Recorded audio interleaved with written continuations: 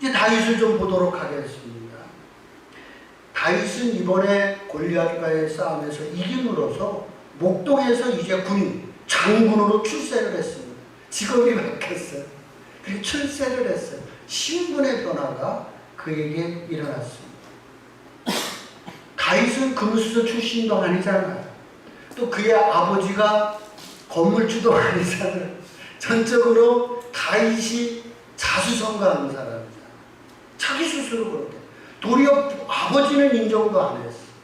근데 쥐가 나가서 개척을 해서 자수성가해서 장군이 되었고 신분의 상승을 이루는 것을 보게 됩니다. 39절, 40절 말씀 교독하도록 하겠습니다. 39절, 40절입니다.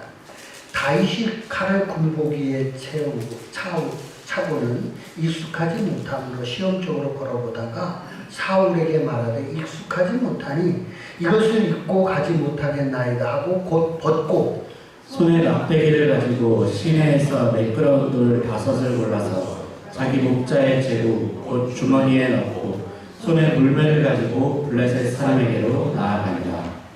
다윗이 어떻게 해서 신분 상승을 했느냐? 첫 번째는요, 다윗이 자기가 가지고 있는 장점을 극대화시켰다는 것입니다. 왕이 쓰는 갑옷, 창, 칼을 줬지만 그게 익숙하지 않더라는 거예요. 내가 잘하는 거. 그걸 가지고 다윗이 나가서 이겼다는 거예요.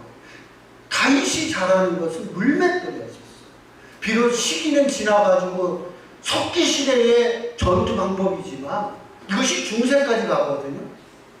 그러니까 그 유용한 거예요, 지금도. 그래서 이 물맷돌을 가지고 골리앗에 가서 싸웠고 그것으로 이기는 것을 보게 됩니다. 양궁 표적지거든요. 이게 국제 규격이에요, 이거. 70m에서 이거를 쏴야 돼요. 여기서 노란과 빨간 거 이렇게 해서 맞춰요. 70m에서 봐야 되거든요. 70m에서 본 표적지예요. 보여요? 보여요? 안 보여요? 잘 안 보여요. 색만 보여요. 노란색, 빨간색, 파란색도 희미하게 보여요. 70m에서 실제적으로 보면 저렇다는 거예요. 근데 거기에다가 노란 거를 맞추고 빨간 거에다가 들어간다는 거예요. 쉽지 않죠. 피나는 노력을 해야 저게 꽂히는 거예요. 지금 다윗은요, 10m 정도의 거리에서 물맷돌로 골리앗의 이마에 정통으로 맞춰야 하는 겁니다. 정확도가 있어야 되는 거죠. 그러잖아요. 골리앗의 이마를 맞춰야 되는 거예요. 그거 좁잖아요. 이거보다 표적지보다도 작잖아요. 그것도 정중앙 이마를 맞춰야 돼요. 입술 맞추면 안 돼요.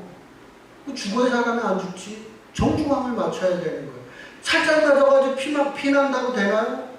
쓰러져야 되는 거예요. 기절할 정도로 세게 맞아야 되는 거예요. 정확히 맞아야 되는 거고 세게 맞아야 되는 거예요. 그러니까 얼마나 노력해야 되는 줄 알아요.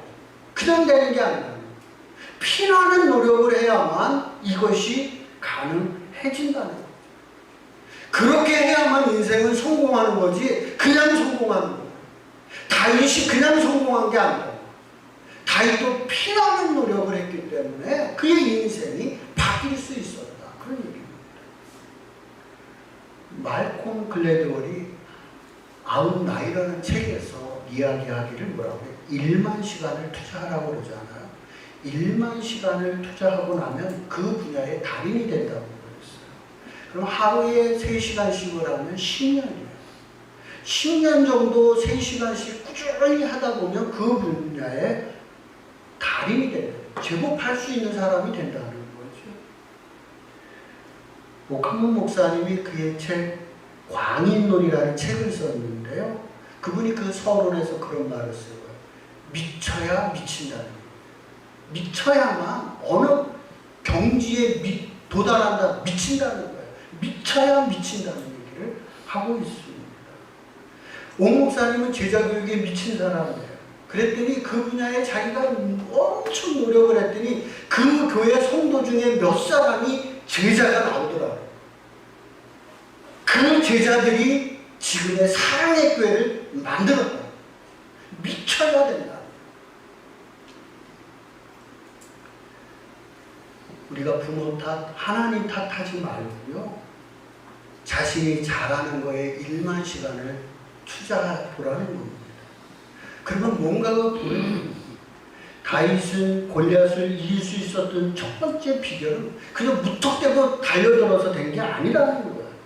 피나는 노력을 했고 그 피나는 노력한 이후에 보니까 이길 수 있는 방법이 보였다는 거죠. 바둑이라고 하는 거를 두다 보면 고수들은 타의 방법이 보이는 거예요. 이렇게 보면 수가 보이는 거야. 수가 보인단 말이야. 그래서 바둑을 이기는 거야. 수가 보여야 이기는 거지. 수가 안 보이면 못 이기는 거죠. 다윗은 적어도 이 전투에 딱 나가서 보니까 아 되겠는데 이렇게 하면 돼. 라는 수가 보였다는 거죠. 그래서 이 전투에서 다윗은 이길 수 있어요. 1만 시간을 투자하라. 그래서 여러분들이 그 분야에 달인이 되도록 내 자녀가 1만 시간을 투자할 수 있도록 여러분들이 도와주라. 격려해주라. 그래서 그가 1만 시간 정도를 투자해놓고 보라는 거예요. 그러면 뭔가 걔가 할 수 있어요. 납도도 이제 지 길을 지가 찾아간다는 거예요. 다윗 바로 그렇게 한 사람이기 때문에 길을 찾아낼 수 있었다는 거예요. 45절 말씀 합독하도록 하겠습니다. 45절입니다. 시작. 다윗이 블레셋 사람에게 이르되 너는 칼과 창과 단창으로 내게 나아오거니와 나는 만군의 여호와의 이름 곧 내가 모욕하는 이스라엘 군대 하나님의 이름으로 내게 나아가노라. 다윗이 골리앗을 이길 수 있었던 두 번째의 비결입니다. 45절에 보세요. 다윗은 하나님을 의지하고 나가는 것을 보게 됩니다. 다윗이 물맷돌 몇 개를 가지고 나갔어요? 5개를 가지고 나갔어요. 아니 뭐 하나님 믿는데 하나를 가지고 5개씩이나 가져갈 수 있을까요? 실패할 수 있다는 거죠. 이건 실패할 수 있다는 거예요. 실패 가능성이 있기 때문에 5개를 그도 준비하고 나갔다는 거죠.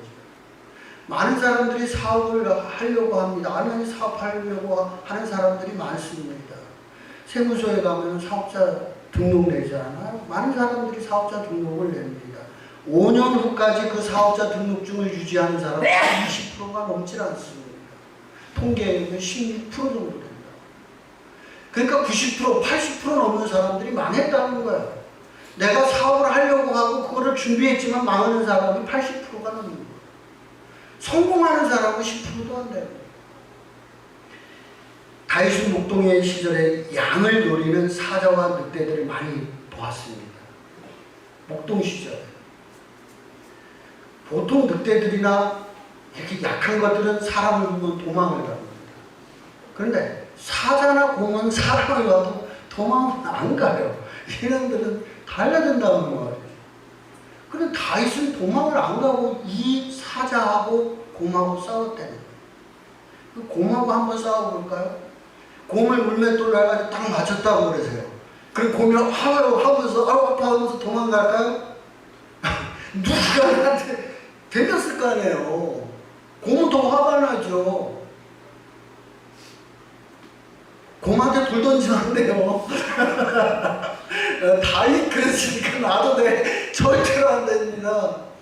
왜? 죽는 거예요, 죽는 거. 곰이 왜 도망가겠어요? 화가 나가지고 누가 나한테 돌 던지면 달려들죠. 그런데 그때 곰이 쓰러지기도 하고 도망가기도 하더라는 거죠.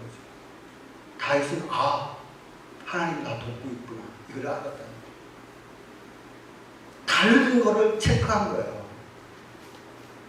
보통 같으면 곰이 달려드는데 내가 그렇게 했을 때 곰이 도망가기도 하고 쓰러지기도 하더라는 거예요. 하나님이 나를 돕고 계시는구나. 체험한 거예요. 자, 이제 이 골리앗이라고 하는 이 블레셋의 장군이 나타났어요. 그래, 이번에 내가 저 하나님을 모욕하고 있는 저 블레셋의 장군을 내가 물맷돌을 들고 이번에도 하나님이 도와주실 거야 라는 믿음이 그에게 있었다. 확신이 있었다. 믿음이 있어야 돼. 확신이 있어야 돼.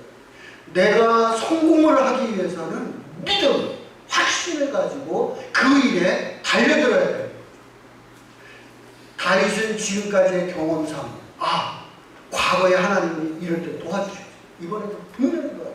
라는 확신을 가지고 다가갔을 때 그는 골리앗을 이길 수 있었다는 거죠. C.S. 루이스가 순전한 기독교에서 요구하는 것이 있었습니다. 첫 번째 요구하는 게 뭐냐면 기본, 상식, 도덕을 얘기했어요. 두 번째가 믿음이었어요. 가장 기본적인 건 도덕을 지켜야, 상식을 지켜가야 돼요. 그런데 그 다음 단계는 믿음, 확신을 가지고 가야 돼요. 우리가 교회를 왔다 갔다 해서 되는 것이 아니라는 거예요. 하나님을 확실히 믿고 그러하게 하나님 앞에 나아갈 때 여러분들이 승리의 제자가 될 줄로 믿습니다. 목동교회는 다윗과 같이 승리할 수 있는 제자들이 되시기를 주의 이름으로 축복을 드립니다.